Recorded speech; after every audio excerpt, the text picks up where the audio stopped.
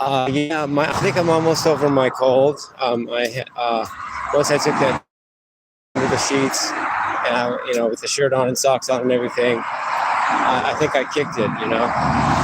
And as far as my jury duty, I'm on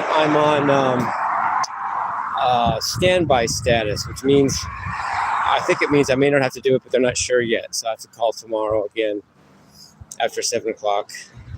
And they'll tell me what I have to do. But at least I have tomorrow off from it, basically during the day, And I'm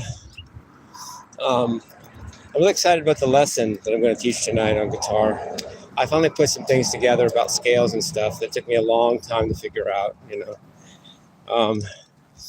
More general theory, than just it has to be scales that are already given names.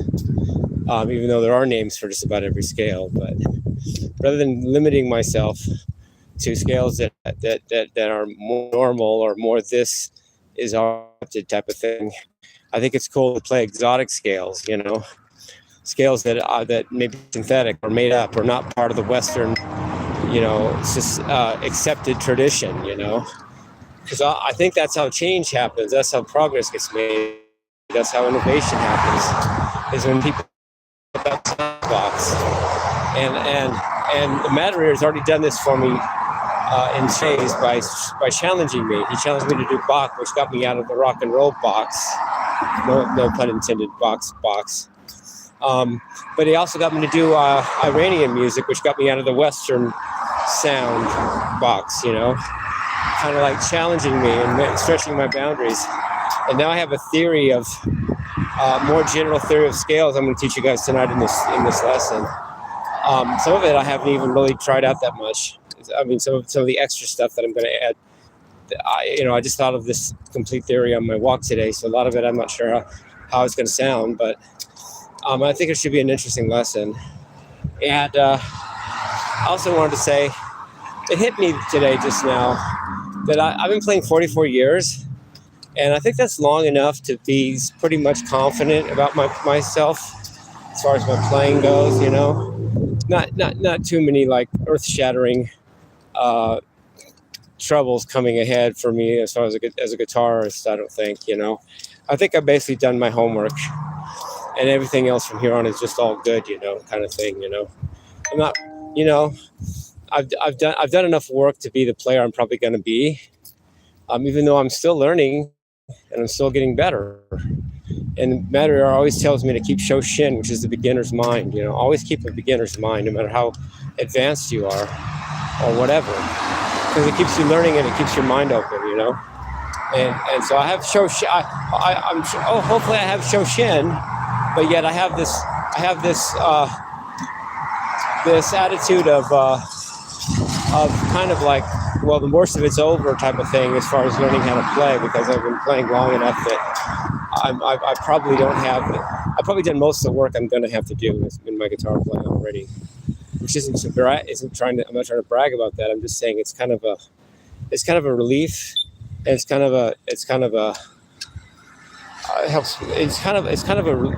like a weight off my shoulders or something. I don't have to,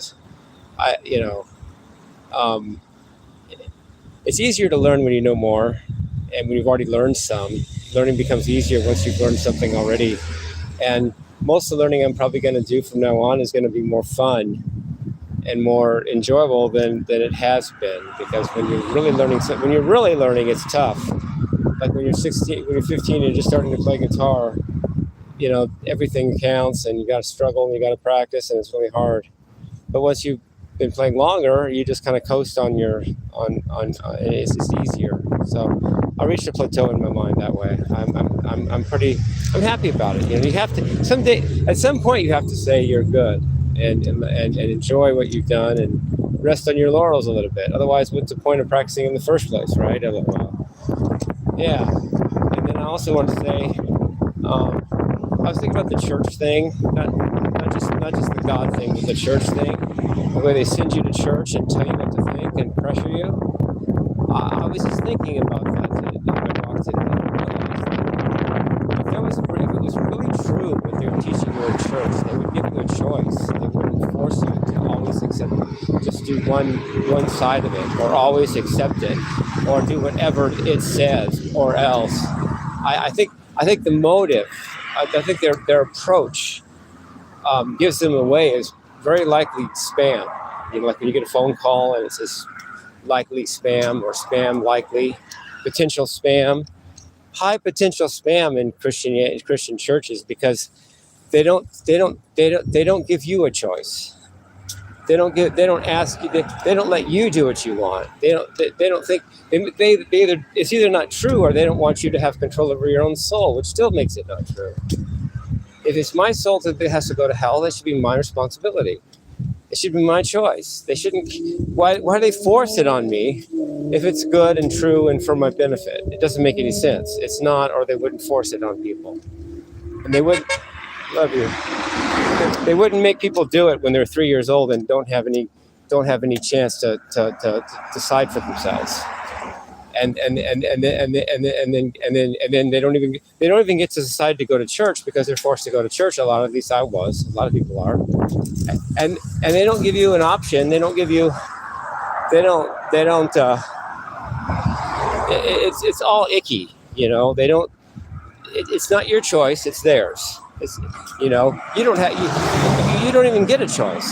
You just have to do this, and this, or else you're going to go to hell. And then they don't even explain to you that no one knows what hell even is. No one even knows. No, how do you know how hot hell is unless you've been there? How do you even? And the whole thing, the motive stinks. And when the motive stinks, it's high potential spam. That what they're teaching you is not true. And that's aside from all the evidence that I think that it isn't true. But love you. But their motive alone raises a lot of red flags. You know, not being good for you, not being your best interest, not having your best interest at heart. Like they have another agenda they're not telling you about. And what I think that is control, mind control. They want people controlled. They want people to be how they want them to be. They want people in control. They want people controlled and brainwashed so they're easier to rule and govern. Well, the church is part of that. If you get people scared of God and scared of hell, then they're easier to be more susceptible to mind control, i.e., government. And so even churches like the Mormon Church that have all this money and say that they must be the right church because they have all this organization, they must be Jesus' church. Well, that's just funded by the Illuminati, I have a feeling. And Illuminati isn't Christian. The Illuminati doesn't prove it's Jesus Christ. It's funded by the Illuminati because it's a tool of mind control that the Illuminati is willing to pay for. You're welcome. The Illuminati is willing to pay the billions of dollars it takes to have a Mormon church if it promotes mind control, that they also is also for their agenda. So I don't buy it. I don't care if they have. I don't care if they, if half the world is Mormon in their churches and everything. I don't buy it. That's all mind control, and that's all funded by the Illuminati. Dirty money. Joseph Smith was a Mason himself, and love you, rock on, love you, man. Yeah, Joseph Smith was a Mason, just like my dad, and so supposedly he was a prophet, but that's easy to say. Anybody can say I'm a prophet. In fact, I have proof, just ask me, type of thing.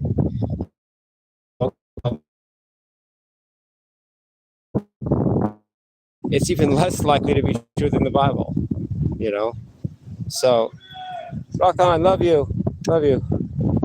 So they want to get you good and they want to get you early. They want to get you while you're young, and they want to get you while you're able to be and less helpless by nature. You've already made up your mind because they've already told you what to think. And then you do that. Then you do the same thing to your kids, and the process continues ad infinitum. And it all stinks to me. And I got out of that because because of many reasons I got out of it. First of all, I never had my real parents do it to me because I don't know who my real parents are.